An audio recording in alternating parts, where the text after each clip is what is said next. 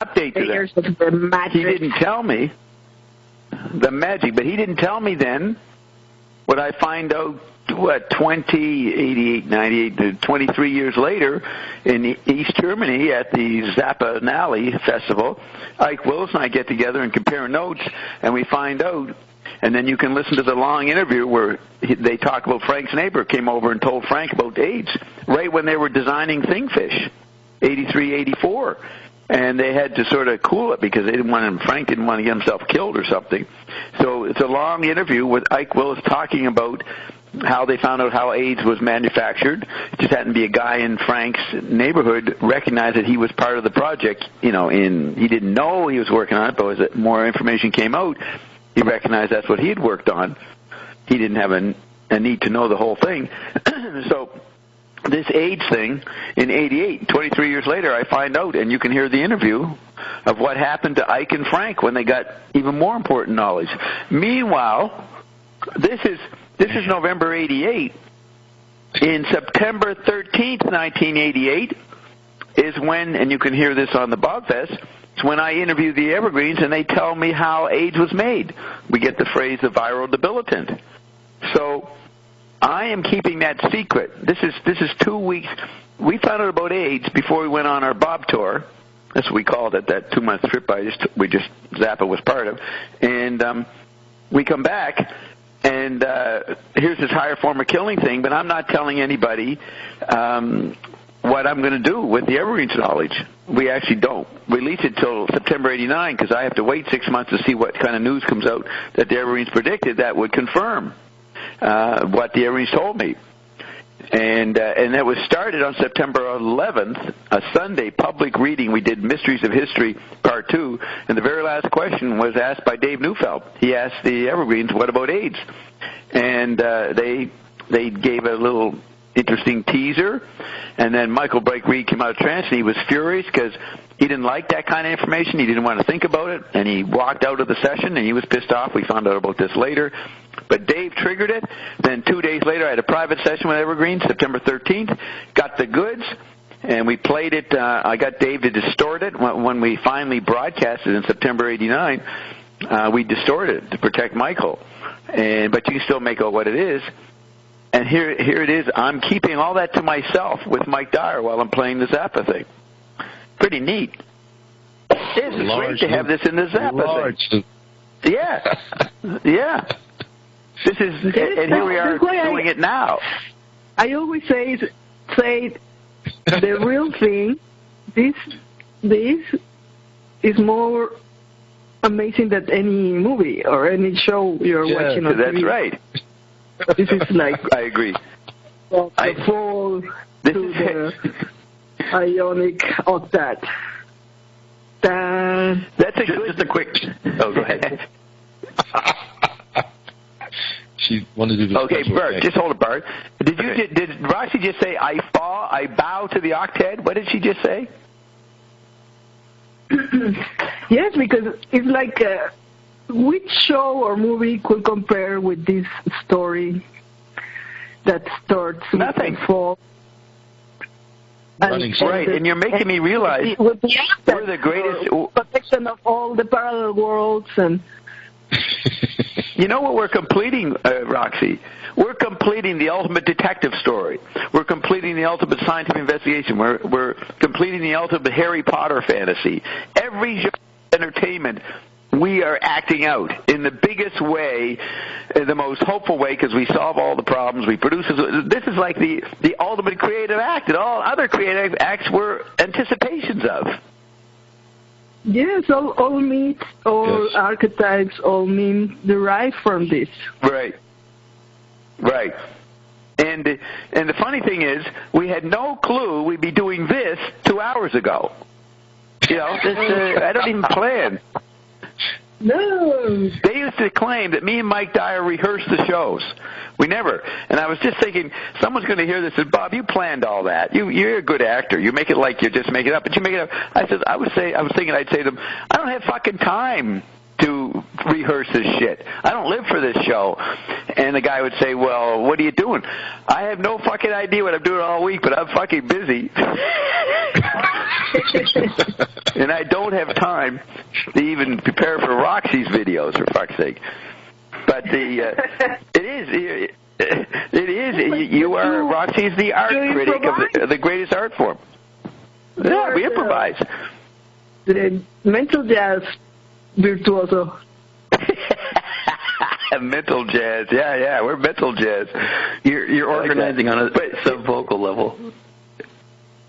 Right. And look at Robert, the new guy, Robert Hensley, I think his name is. He says, I don't know if I should listen to this. I don't know if I can keep up with this. I don't know if my brain will survive this. It's like when people first take a drug, LSD. At the first half hour or so, they go, uh-oh, I got to do this for the next 10 hours? Shit. I'm stuck. Yeah, it's pretty neat. Well, this is the most live. Yeah, go ahead, Bert. You're on, Bert. Go ahead. Wrap it up for us. Oh, you're on, Bert. I have nothing. I just want. You know what we're doing? We're flying by the seat of our pants. We are like half a second ahead of what's going on. And Ian does say that I live ahead of myself. I mean, what we just did, we go there, we click on it, we find it, and then we play this, and then I'm playing my favorite song, Jesus Thinks You're a Jerk. It's just beautiful. It's all just like one half a beat ahead of us. So Bart's going to say something interesting, maybe relevant right now. So go ahead, Bart. You have the moment.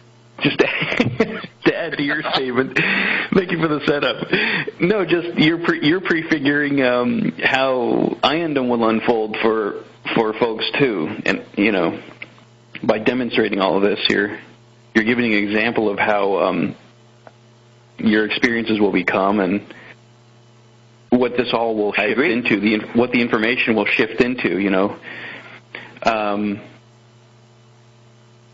I just had a couple of notes I wanted to say about the material, which is it's interesting that scientists tend to blame things on monkeys like Darwin and now the AIDS thing.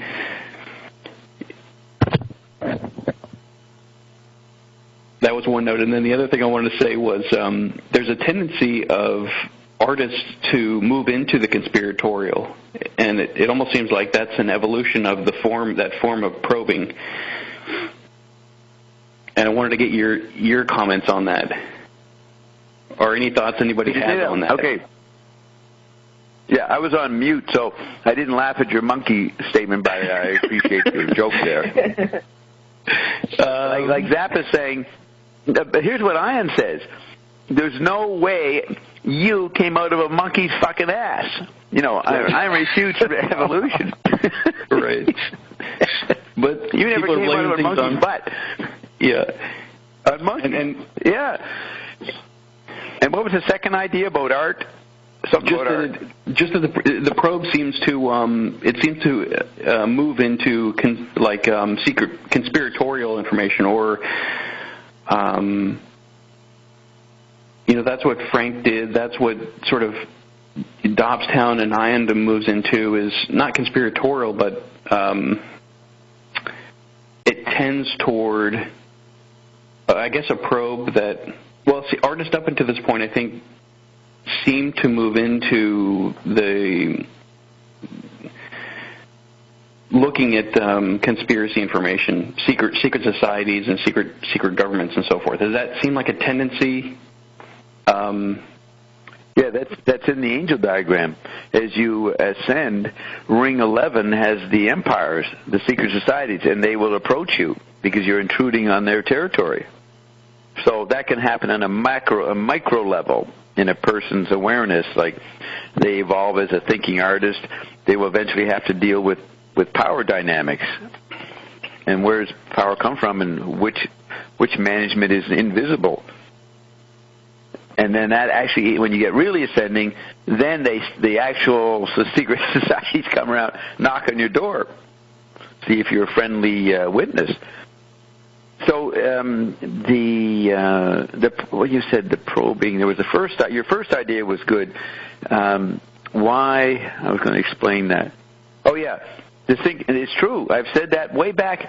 I used to say in the late 80s, early 90s, I'm a canary in the mind, and I'm showing you the xenochrony, or at least intense synchronicity, that's going to happen to you. as this imploded situation gets worse and more homeopathic, not necessarily worse, gets more intense, you will have to deal with this synchronicity with your life. Like Roxy's doing it right now. Roxy can't spend 5 hours without fucking echoes of her life coming back at her. You know what I mean? Yeah. And if you're not used to it, it can get weird. So she's had that this week. And I predicted that 30 years ago, that's what I was acting that out. But because I was doing it, quote, consciously, it's xenochrony. It happens in the media and other people notice it. Your synchronicity, no one's going to notice unless you do get to you may get to the xenochrony level. But you have to make yourself present in the media someplace so that Bert knows about you and calls you up and says, hey, they just made a movie about you. Remember, Guffey called Jerry up and said, hey, this movie's all about Bob. And then Jerry had to tell me. And then Guffey sent the article, rough copy, and I read it. Carol read it, and she said, we should adopt this kid. But it was all new to us. We hadn't seen the movie. Yeah, you have to have other that's people that. So acknowledge it. You have to have other people point it out to you. And by the time we get world of language. Yeah, there may not be films by the time we get to that point, or no, there won't be. There'll be information packets, information zaps on you. Yeah, so they'll be flying around your room. Already the trailers are more fun than the films. Yes. I've noticed that as well. Yeah. It's like a micro movie. Yeah, a movie is a trailer slowed down. McLuhan used to define music as song as speech slowed down. Well, nowadays movies are trailers slowed down. Yeah. No, that sounds good. Yeah. That's really good. Yeah. It matches. And see, your girlfriend, she's trying to be an artist. She may bump into this synchronicity just by her own discipline and will be thrown by it. Any artist who thinks they're a designer or creative person has to listen to our show, or they're going to get in trouble. Their creativity is going to backfire on them. Yeah, I wouldn't. You should play this past hour for her. The whole discovery of the Zappa thing, and it's a good hour, what we just did. Yeah, that goes without saying. The entire thing is, but there's still, there's resistance there that it should would prevent that. But well, play it for your father or mother, and they can play for her mother. You have to get, you really have to get into this. You have to get into it and start seeing it for yourself, and having those experiences, come up spontaneously, and that's where the magic is. Yeah. Because I think if you're not involved in it, you tend to think like your audience did. It's rehearsed. Yeah, it's all faked, and so you get your mother or her mother to listen to it, and then she'll call up your girlfriend and say, hey, Betty, did you know what this Bob guy is? Absolutely fantastic. I remember I took acid back in '68. This is like acid, man. And your girlfriend will go, Mom, shut up. I hear about this Bob guy all the fucking time. Fuck you. She'll hang up. But then it'll bug her, and she'll call her mother back and apologize, and her mother won't accept the apology until she actually listens to it. And then we have her by the gonads. And we have her. We just have to get her in there. Yeah. I look forward to that exchange, that prediction. Yes, it hasn't been too pleasant of late. Still resistance there. Okay, but right. So, what? Okay. I think that was really funny. That was George, disciple one to Guru run. We have just 2-week intensive. That was fucking great. He talked just like, I know George. He went to New Age workshops and that. He knew the pattern. He had it down there. Let's see what happens next. That's when I hear a little bit more here. I was fortunate to have my church here on this station. I think dealing with the question that the subgenius out there asked, what is the conspiracy behind the conspiracy? This can be answered by another important event that happened this past week. On November 22nd, a memo was sent directly to Bob from the Marshall McLuhan Holy Office. That memo was the publication of his final manuscript, The Laws of Media, the New Science. This is a new science. Now, the important point to know here, the esoteric symbology of it is that this book finally got released in 1988. The last major work put out by Marshall McLuhan, called Take Today, The Executivist Dropout, happened in 1972. Now, this book comes out late 88 into 89, all right? That is 17 years from 1972. Now, a precursor to Marshall, whose work Marshall continued, was James Joyce. His second last work came out in 1922, and then 17 years later, his final masterpiece, Finnegan's Wake, came out. The first was Ulysses in 1922, then Finnegan's Wake, 17 years later, came out in 1979. Now, the other big influence in Marshall McLuhan was Wyndham Lewis. And Wyndham Lewis affected Marshall personally when he was at Cambridge in England in 1935. That's when he first came across Wyndham Lewis's work. 1935. Now, that's 53 years till 1988, right? But it was in 1953, under the influence of Wyndham Lewis, that Marshall McLuhan started his ongoing seminar called the Center for Culture and Technology. So you see, in Wyndham Lewis's situation, you have a 53-year interval between Marshall's first acquaintance with his work till the culmination of his work, and as a result of the seminal influence of Wyndham Lewis coming out in 1988-89 period, 53 years later. Yet it was 1953, that Marshall began his work. All right? Parallel that. That's the Wyndham Lewis parallel. And along with Joyce, you have the number 17 as an interesting number between the publication of Ulysses and Finnegan's Wake and Take Today by Marshall, and 17 years later, the 17th year anyways, 1988-89, the last masterpiece by Marshall, Laws of Media. This kind of numerology is important in understanding the work of Bob. And if you want to know why the number 17 is important, read the book, The Holy Blood and the Holy Grail. You know that book? You've seen that? The Holy Blood, the Holy Grail? You'll see the use of the number 17 through that often. That is the key number by the esoteric Freemasons who run Europe. That's the key interval they use, number 17. So it's no accident that James Joyce and Marshall are using that number too. Now, the question is, what is the laws of media about? This new science explains metaphor in the most complete perceptual format that's ever been done by man as far as you know about him. There were some instances way back, pre-recorded, pre-history, which I was part of, which explained the metaphor as a perceptual apparatus. But that is not known by the Pinks and not even by the subgenius.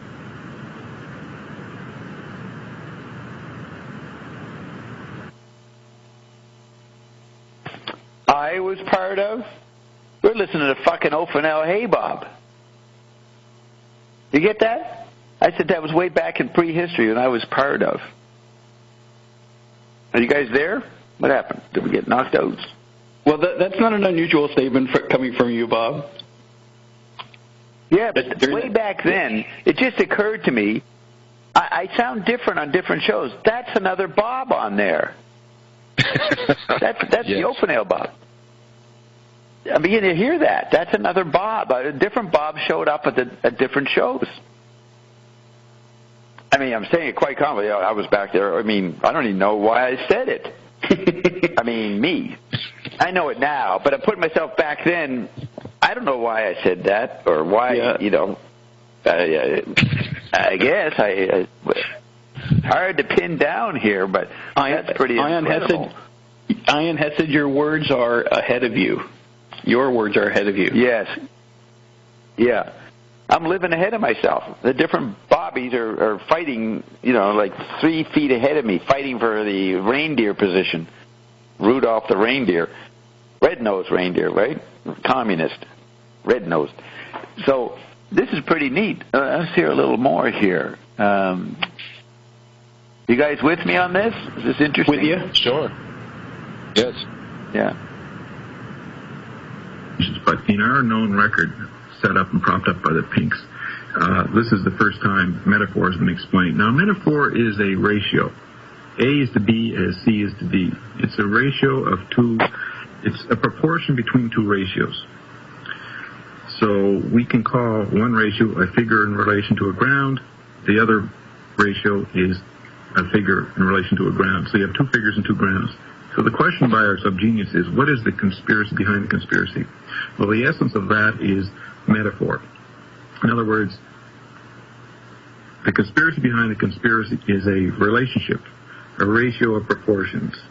So you have the top-down conspiracy, a figure-ground relationship, and then you have the bottom-up conspiracy, the figure-ground relationship, but the two interrelate as a metaphor. And that metaphor is a live, active, organic thing. Now, the best way to analyze in visual, well, we'll just use the word analyze. We'll get away with that for a minute. To analyze metaphor, to use the structure of the tetrad. And that is the basic thing explained in Marshall McLuhan's book, Memo to Bob, Laws of Media. An example of a tetrad is four-part structure where you take any medium, you ask, what does it enhance? Then you ask, what does it obsolesce? What does it retrieve? And what does it flip into? This would be an appropriate one to analyze. Read what it says. You enhance when you use the medium of the radio, which we're using now. You enhance access to entire planet. Everybody, everywhere. Everybody is everywhere. It obsolesces wires and connections and physical bodies. We've pointed that out much, the discarnate state. It retrieves tribal ecological environment, trauma, paranoia. Yeah, and it flips into global village theater. Now, that's the first time in Marshall's works, in his books, where global village theater is put together. I've always maintained that global village was an effect of the telegraph, early radio, but the theater is flipping radio into a new form, an opposite form, that's TV and satellite conditions, which turns the global village into art form. Mm-hmm. So it's theatrical. Radio, under Hitler conditions, is global village. But since 1957, it's a global village theater. So that is the real praise that Marshall McLuhan should be famous for. Global village theater, not just global village. Mm-hmm. So that is a sample of using the tetrad on an environment, a figure-ground relationship. What is the figure of radio and the effects of its services and disservices on its users? Well, this tetrad lays it out. I think to make this relevant to our listeners, let's do a tetrad on Bob. Let's talk about what does Bob Dobbs, me, what do I enhance, what do I obsolesce, what do I retrieve, which was obsolesced before, and what do I flip into and push too far? Right, so we can have input from callers, or we could have Mike attempt to begin. What do you think I enhance? Well, you utilize what you refer to as Bob knowledge. Yeah, but what's that? Well, that's what many of us have yet to figure out. So I enhance confusion, maybe. No, that's too one-sided, right? Yeah. You couldn't say that. Yeah. I enhance something that seems to be worthwhile, but not immediately apparent. Mm-hmm. You utilize the electric environment. Right, so I enhance awareness of the electric environment. Yeah, but I also wonder how many people we reach. So who are you enhancing if no one is listening? But under radio conditions, everybody is everywhere. You can be actively on the planet, but you are discarnate whether you're using the radio or not. Mm-hmm. We're all inside the satellite environment, so we are everywhere, and we're in touch with everybody whether we like it or not.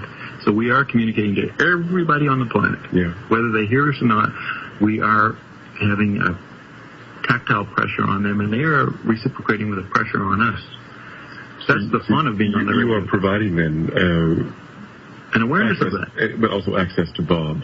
Right. At all levels. In other words, it didn't matter where I showed up in the electric environment, but I had to get on the electric environment, and the only place I could do it would be CKLN. Yeah. And then that made me accessible to everybody. So it just happens to be radio. It could be another source, but in this case it's radio. Could it be television? I don't think television would be appropriate right now. Mm-hmm. It had to be radio at this point in the 80s as a counter environment to the TV age. Oh, they disconnected. Yeah, well, yeah. We did have a call. Call back. Yeah, we are taking calls. If you have some thoughts on this, 595-1655. I don't think let's keep it clean. Yeah, I don't think I would obsolesce. I wouldn't want to be down as obsolescing phone calls. Yeah, right. No. So what do you think I obsolesce? When you use the term obsolescence. What do I push aside? What? Oh, here it is. Another question. No, I just picked it up here. Hi, CKLM. Hi, different caller, but I was wondering, talking about metaphors earlier on, Bob, I was wondering the movie They Live, just saw it tonight, how could They Live be a metaphor for Bob's campaign? That's a good question. They Live is a slow build-up to a fantastic, that movie called They Live is a very good, slow, casual build-up to a great punchline. And the punchline of that movie, I hope I'm not giving away the surprise ending, is the turning off the electric environment. Would you agree? Yeah. That definitely turn off the electric environment. But what happens in the movie, they don't turn it off, but they do something to the environment that makes everyone see the hidden ground that they hadn't seen before. That's right. Well, it does get, remember, the hero, the subgenius, does blow out the system so that He thinks he's turning the environment off, but what he does is he changes the environment so people perceive it differently. He offers a new form of pattern recognition through the eye, which they were stressing the whole time that the eye was the key to it. Yeah, you're right, with the glasses metaphor all the way through it, the sunglasses. Yeah, that's right. And now, in other words, the electric environment is essentially an acoustic space. So the anti-environment would be visual space. Right. Right, so the eye is, but it is key to know. They tell everyone's supposed to watch the TV. The TV is the figure. The ground is the satellite transmitter, which no one can see. It's invisible, and it's hypnotizing everyone. Yeah, there is a bit of content emphasis there, but it's good as a metaphor to show how people are conditioned by an invisible environment. Right. But the fact is that, you're right, he doesn't turn off all the electric environment, but he turns off the key hidden environment, which is the satellite environment, that hypnotic factor. And today the satellite environment is largely invisible. It was through the 60s and 70s, right? Mm-hmm. So they still had the TVs functioning. So it's accurate showing the satellite environment, especially as the controllers were people from another solar system. Right. So it had the extraterrestrial dimension. And that certainly reflects the belief of Bob and what he talks about with the X's coming. Now, the X's, this movie says that the X's are already here, right? Right. And that's what I say on my thing, that the X's are already here. You know what the other question is the question of when did the aliens take over? Yeah. And notice that what the aliens promote is greed and gain. And so I wonder if the aliens took over in 1963. Well, I say the aliens took over, centuries ago. Right. And that movie leaves that open. I say that the counter aliens, the X's, arrive in '88. They've landed only recently. Right. So we're talking about two different alien structures. Right. So I don't think it's that important that determine which one lands when or when they affect each other. The important thing is that the hidden technological ground is what is used to hypnotize everybody. And when that's cut off by the hero, right, suddenly you could tell the pinks from the subgeniuses. And the pinks are scared badly. They're scared badly. Oh, at the very end, oh boy, they're like, the emperor has no clothes and there's nothing we can do to convince people that that's the truth. Yeah, no, you know what I'm saying. Yeah, now that's when everybody could see the obvious. Pattern recognition was universal. And that's what Bob is, a universal pattern recognition. Now the movie leaves... That saves people in the end. That was the only thing that could save the people. They had to, because no one would believe it until they could see it. So the only way that people could be mobilized into taking any concrete action was first to have what they were taking concrete action against revealed. And it was invisible to them the whole time. So the hero achieved something incredible. So in that sense, it's a metaphor for Bob, but it's also different to Bob because Bob released the files and a lot of people didn't care. Yeah, but the files were just going through the motions because up till the time Bob was in control, we were robots. Right. Right. So this is a slow undoing process, unlike in the film that was an instantaneous flash of new pattern recognition. Well, it was an encapsulation of what happened earlier this year. And I think the point is that the guy unites everybody in seeing what's happening by percept, by direct sensory awareness of the environment that was hidden. He makes what was ground figure. You can see Yes. Ground becomes figure. Absolutely. So there's a ground figure interplay. Yeah. Now, what the movie doesn't carry on with is what to...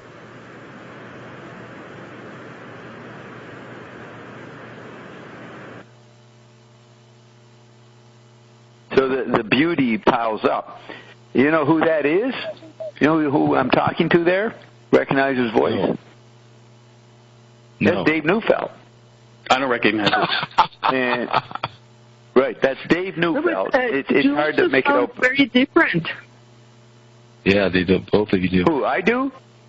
Yes, but I really like how to explain the new science, like very clear. The metaphor, the living metaphor. Yeah. No, that's why I'm thinking this is Ophenel Hey Bob. That sounds so different. This is another Bob. This is another discovery we're making. Bob, like someone else, like Bob is doing this and that. Right. And you sound... the new science well, here's the funny... Yeah. The ionic. But look at that's this. The new science. Yes. Those words Now look work, at this. but the actual real science is the ionic technology. Right. What I'm saying there, when I describe metaphor, is accurate, but it's nowhere near the miracle of ion. So my words are prophetic, but they're not applicable to ion. They're the closest you could say if you had to say it. But iondom is a whole other environment than what I was saying about the laws of media. But here's the thing. We played what Dave Neufeld made, the Jesus Thinks You're a Jerk thing, the promo on the Zappa interview. And other Dave factors were part of the show an hour ago. And then he's the guy who calls in. Yes, and he says, the emperor is naked. Yes. And, okay, yeah, so I was teasing me. I don't need to take my clothes off to be naked. I'm already naked, even wearing clothes. And Dave was nobody gets on the radio claims what I claim. What? The ascended are naked. They don't need the technologies. Right. Dave was asking about They Live. Yes. Now, you know, there's a greater punchline. I don't think we realize it. It just happened. It just come out. I think in the fall of. I think we had both just seen it. I didn't know he'd seen it, but we found out later that Roy Orbison died. The day the movie came out or something. Have you guys seen They Live? Do you know what it's about? Oh, yes. Yeah. Yes. Awesome breakdown. Yeah, you wear the sunglasses. Yes. Yeah, and actually, Roddy Piper passed July of this year, or last year. Oh, okay. But the joke is that I later reveal at some point, I say, you know what, the hidden ground here is that the movie is about Roy Orbison. He wore sunglasses on Ed Sullivan. That was his charisma. You know, he performed with sunglasses on Sunday night in Ed Sullivan in the early 60s. Yeah, he's the guy who was going through that experience of seeing reality through the sunglasses. And when the movie comes out, they kill him because he knew too much. He died. Dang. Right every time the thing and I guess I don't know it right there, but I might hear about it, 2 weeks later or something. I do say it later. But this is so tightly intertwined. I think we're demonstrating a synchronicity is my denochrony here by doing this past 2 hours, whatever we're doing. Yeah. And Neufeld, he's the only guy capable of talking to me about this. He gets a lot of it. You know, he's doing good at what he's saying to me, right? Oh yeah. Yes. Yeah, Dave definitely has it. I mean, it's clear he's been with you as long as he has. Yes. Yeah. He's disciple one calling in the guru one, so that George predicted it, and then Dave acted it out. So yeah, I was thinking regarding the conspiracy. Oh, go ahead. Here's a good point. I just realized. We come back from Bob tour. Carolyn decided to get a computer. Neufeld gets her computer probably this very week that we're listening to. He knows where secondhand things is, and he brings Carolyn over a word processor. And that starts her doing her first book. And Loren typed up the transcript of the Zappa interview on this word processor that Neufeld gave us. And here we are talking to him, so it probably happened that week. So I don't know how long this goes on, but... That go ahead. concept, word processor, is quite interesting, too. Yeah. You're right. Word processor.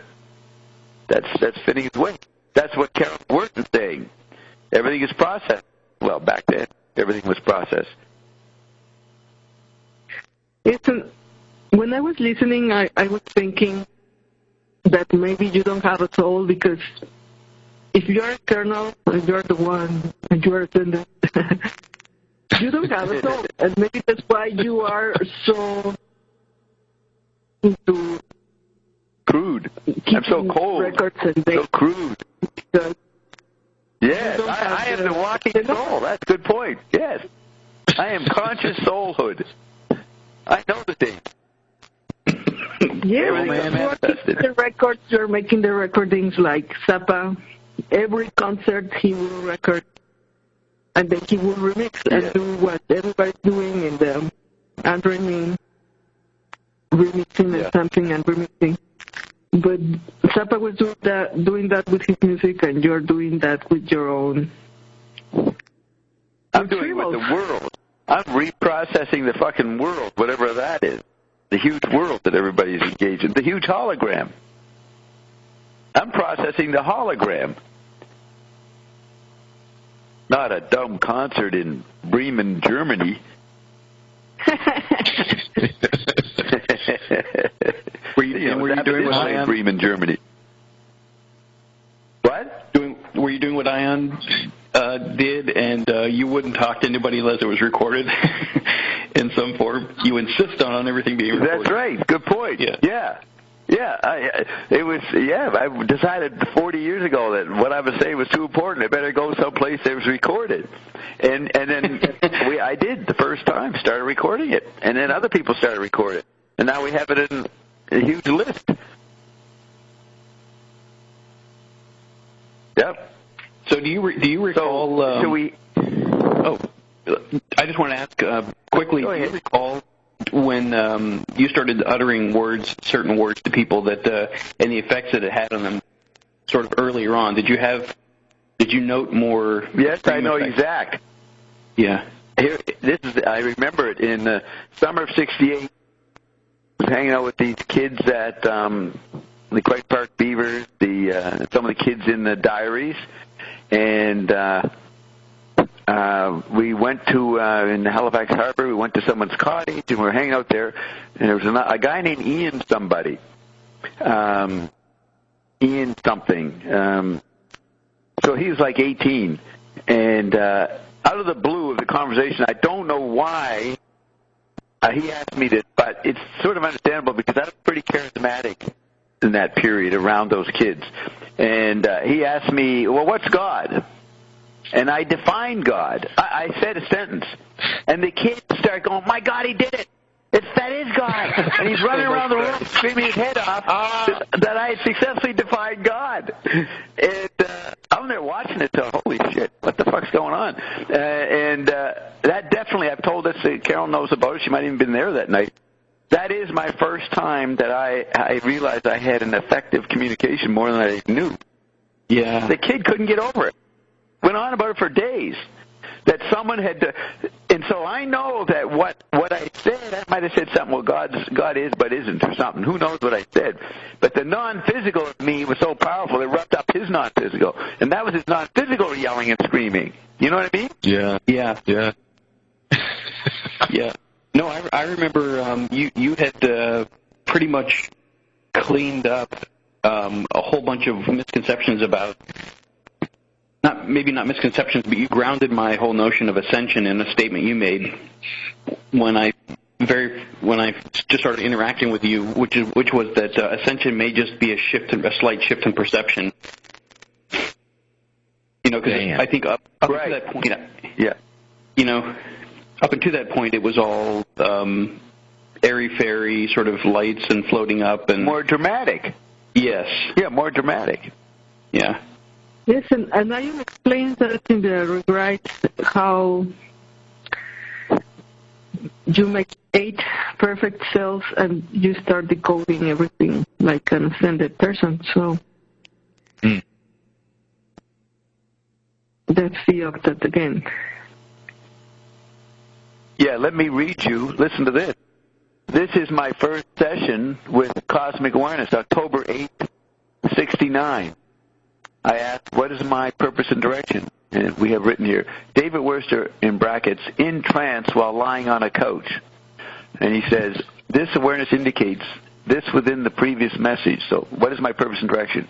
It's in the previous message. That your action in relation to the symbolic language, which was a project that they made, Ian referred to the language the other day, the symbols, and even today, that your action in relation to the symbolic language or project is that which is extraordinary.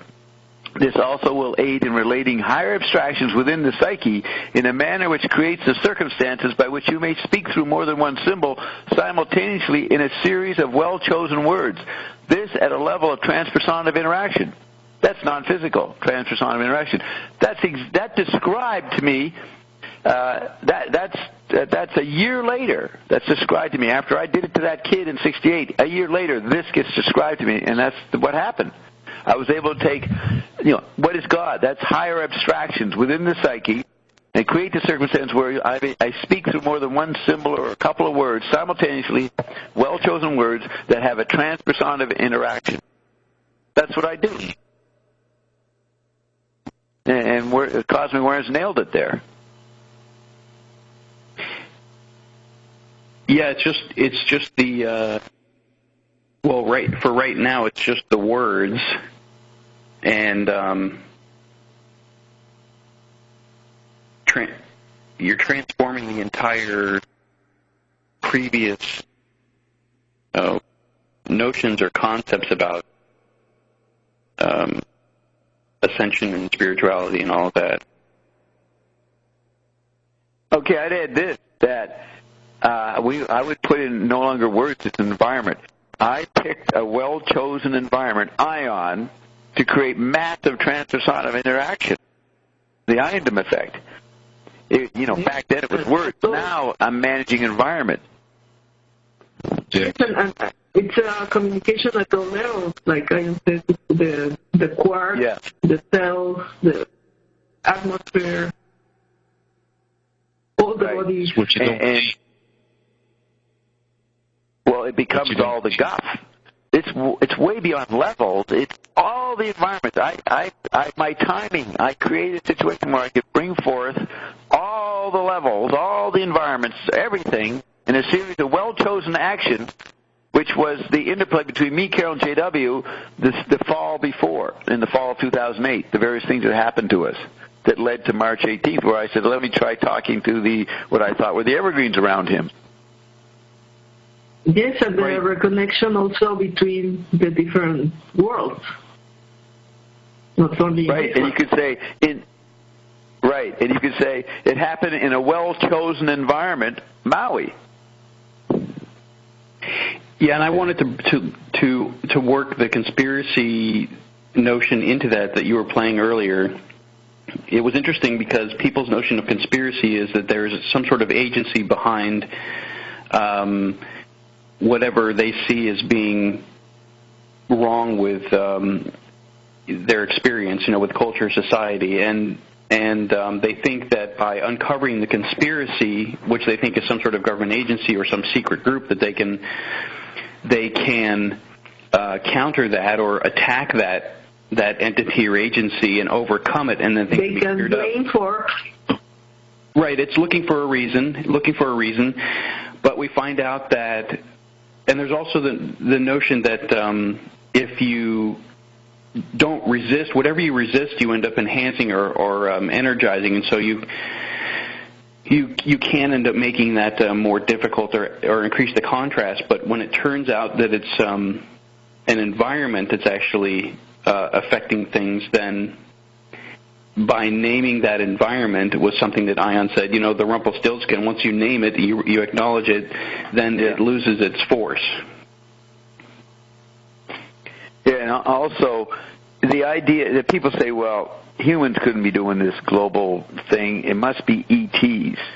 Right. But Ion takes it further. It's transcended, Saint Germain guys that never died. It's way beyond the parameters that the kooks project. You know what I mean? It's even crazier than that. So it's very hard to come up against those guys. Very hard to stop them when they could. In a way, that's also in the Matrix. The Merovingian is supposed to have been in different of the Matrix reloads. So he's the one in control, and maybe in a way that's true. Like they know how to access all these different parallel worlds. Right. I'd have to watch that movie. I remember just watching it and sort of irritated by it, but just waiting. Okay, ticking off. Oh yeah, that's about me. That's about me. Yeah, that's it. Just cursively ran through it and watched it and ticked off and confirmed what my projections were about it, but I didn't notice the details. That would require a second watching, which I didn't have enough interest to do that. Yes, I just emphasized that. I was in a rush. From 69 to 2009, I was in a rush. You can hear the tension in my voice. I was roaring along on a schedule.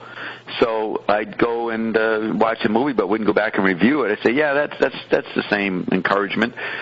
So then it showed up in 2009, right? 40 years, 69.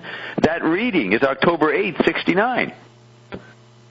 And October 8th, 40 years later, 2009, is 2 weeks before we go on cash flow. And so we're talking about being on cash flow on October 8th, so it even matches with that date, a 40-year thing. Yeah, cosmic awareness. You can hear. Yeah. And then you say it doesn't sound like me. Yeah, it's either other people or I'm a fascist there. I'm a Nazi, friendly Nazi or something. I don't care what people think of what I'm saying. I'm making outlandish fucking statements. Yeah, one after the other in the most calm tone that I've heard anybody speak. Nazi-like way. Yeah, clinical fascist way. And Mike didn't know this was going to happen. He's totally swept up in it, and he's in a schizoid position. He actually is in awe of what's going on, like he's doing there. When I ask him to describe me, he does a pretty good job. But at the same time, he says, "What the fuck am I doing? This is ridiculous." Mike didn't believe it, even though he was forced to say what he said. Yeah, and then you start hearing the calls from people on the answer machine that reveal the impact you have. Yeah. But also how articulate your audience was, too. Yeah. I attracted, certain Ionets, you could say, pre-Ionets, that showed up and got right on into it. And, of course... What? You said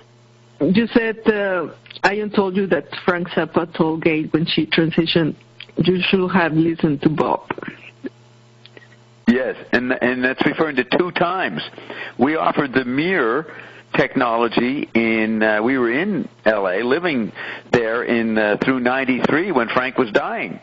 And Jerry, we were living with the guy who worked for Frank, and Jerry gave Gail a letter from Carolyn saying she could treat Frank. She totally ignored it. And then she ignored me this past year. Twice. So the first time killed Frank, second time killed her. Yeah, so that's why we are remembering her and honoring her. Yes, we're celebrating. Good point. That's the topic of the day, isn't it? Yes, it gets. Now, in my first session with Bertie Ketchings in May 1971, Carol wrote down the notes. We didn't record it, and she said, "You will meet." I see you involved with Frank and Gail. That's what she said. And and you will be with them, and there will be an earthquake. So whenever I got together with Frank, and not Gail never hung out, but whenever I got with Frank, I wondered, is this the day? I never told anybody, but is this the day the earthquake's going to happen? I was plagued with that for the next 17 years, 71 to 88. Because that's the interview was done in 88. So 17 years of haunted by what is this earthquake? And then you have to expand what it could be, a metaphysical earthquake, all kinds of things. It doesn't have to be literally a physical earthquake. And maybe it's still coming. You're right. It could be that it's going to set off something like the butterfly. I thought she was pretty good. We were going to see Frank and Gail. We were in Texas, and we were on our way to California. We went down through Mexico. We were looking for Roxy. Roxy was only 3 years old, so we had bad timing there. We didn't find her. But then we got up to California, and then we go over to Frank's house. And she nailed it. She's a good psychic. She said, you're involved with a Frank and a Gail. Where in California? L.A.? Yeah, they lived, if you go up Laurel Canyon Boulevard, you get at the top, you come to Mulholland Drive. And then you do a sharp, I call it 45-degree angle, 90-degree angle, you do a sharp right turn. In other words, you could turn slowly and go along Mulholland, but you turn further to the right and go down a side road between Laurel Canyon Boulevard and Mulholland Drive, and that's Woodrow Wilson Drive. That's the street he lived on. That was May of 71? No, that was May in 71 in Texas, and then I was just working this out in my mind the other day. It might have been on What Youth. We go to Mexico, and we're there in Mexico for a week or so. Then we go up to California, and we go to Joe Dunn Sloan's, and Zappa has his last concert at the Fillmore East. It's the White Album, June 4th and 5th, 71, where he performs with John Lennon and Yoko Ono. Wow. And I played that last week. So the night that he was playing with Lennon, Carolyn and I were with Motorhead, who was a guy in high school with Frank and in the band, Jim Sherwood. He was called Motorhead. He is entertaining a friend, and we're there with them. And this friend was this real straight guy, but he was going to jail, for dope dealing or something. But he looked like a pretty straight guy. And that little cottage that we were doing that in comes out on an album cover a year later, because a few months after, I'm there in June 71, then a few months later in December, he's thrown off the stage. He's laying up for a year. Then the album comes out, I don't know, late 72, early 73, and there's Frank sitting there, probably with his brace on his leg, sitting there in front of the cottage that I was in a year and a half before, on the night he ended his career with John Lennon and Yoko.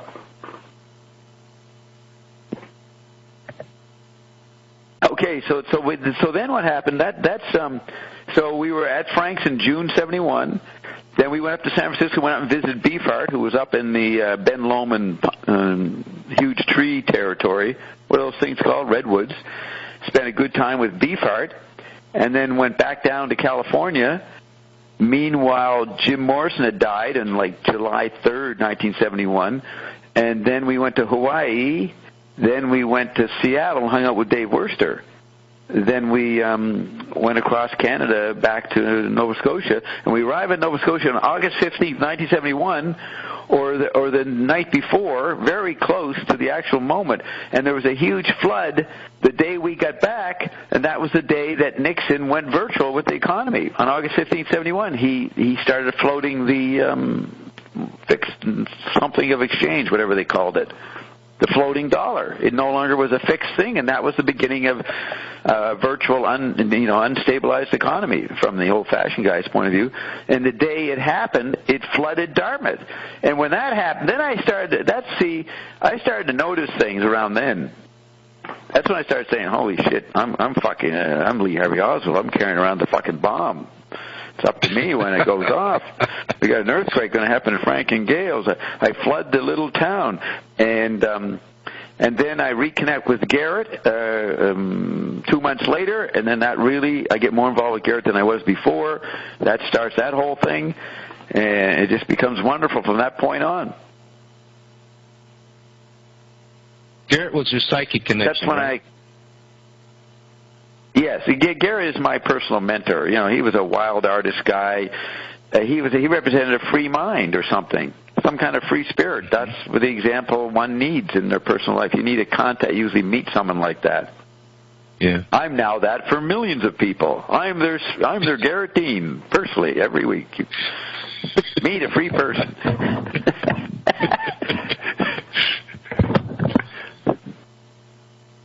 But that's when I started to get, quote, quietly megalomaniac. You know what I mean? That's when I started noticing, Well, especially when Bertie told me I was a spiritual gift to the masses. Yeah, that's what she told me in May 71. So that was quite a dramatic summer. I guess Jim Morrison couldn't make it through the intensities. He offed himself. And then you look at the picture of me, I look like Jim Morrison, for fuck's sake. And Bob Dylan, and all the other guys.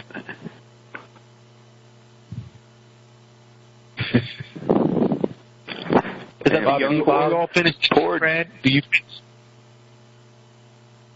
What'd you say? Do you finish the Bob Tetrad on the show that you just played? Do you finish the Tetrad? I found that interesting. No. You start. Well, we didn't finish it. You want to hear the rest? I mean, do we hear the rest? See where it goes? I'd like to hear it. I'd like to hear it. Okay. Yeah, more stuff about me is always worth it. For that me. Yeah, you're looking for more affirmation? Go ahead. Yes, I needed to get validated again. It was a tough week. Okay, I'll mute everybody. Let's see who's come in. Yeah, Sean. All participants are now muted.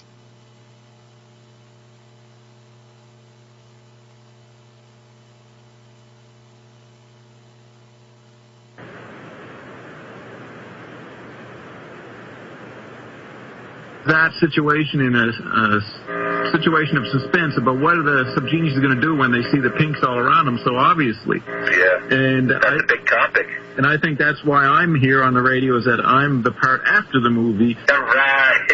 The process of dealing with the fact we can see it. I mean, once I'm on the air, the pinks and services and the pinks and subgeniuses know who each other is. Mm-hmm. And that's what that movie dramatized. So Bob is a percept, which is a metaphor. A live, active interplay between figure and ground. And They Live, John Carpenter's film, no matter what they say in Metropolis magazine, or now gave it a half-decent review, it's a must-see, it's a brilliant metaphor, and it definitely can be used as a metaphor for Bob's campaign. Yeah, you're right, and the movie is technically maybe inferior, but the concept overwhelms because it points out percept. Yeah. Thanks a lot, Subgenie. Hey. He said, thank you, caller. Thank you. Okay, praise Bob. Praise Bob. Well, okay, another satisfied customer, I think, Bob. Yeah, that was have you seen that movie? No, I haven't. Recommend it. Mm-hmm. What else did I want to... I wanted to ask you about this past week's earthquake, and I know you were responsible for it. I had this feeling you were responsible. I forgot. I'm glad you brought that up. Yeah, and I wanted to ask about the circumstances surrounding the earthquake. That was part of the fact that I got the memo from the Marshall McLuhan Holy Office on November 22nd. We all know the importance of the number 22. 3 days later, November 25th, I'm in the Carlton Cineplex watching my mirror image, Tom Waits. You know, his movie. Yeah. Many people mistake me for Tom Waits. I look like him in certain times, especially on Fridays when I haven't shaved. This is the great loss with the radio environment as opposed to the television. People don't get to see you unless they come down. And they can. Yeah, I do. I've been mistaken many times. And so I'm watching a movie about my mirror self. The guy is dancing, he's moving, he's singing the way I would sing. Mm-hmm. So I was given that kind of movie video improv metaphor approach. The point is that, Ken, you want to take that phone there? Well, we'll pick it up. We're going to pick up that phone, buddy. Keep ringing. Just to finish this thought. The point is, there I'm watching a mirror image of myself in movie conditions from 5 o'clock till 6:45. And I'm also in the middle of digesting Marshall McLuhan's memo. I walk out of the theater, and I start drifting down Yonge Street, and the earthquake happens. Mm-hmm. Now, that's because of the mirror effect of me seeing myself in movie form in the Carlton Cinema, which is a nice place to watch a movie. Yeah. So that's why the movie, the earthquake happened. And then I finished reading the Marshall McLuhan memo, Laws of Media, on November 29th, which 29 is 11, November's 11, that's 11/11. So much resonance there.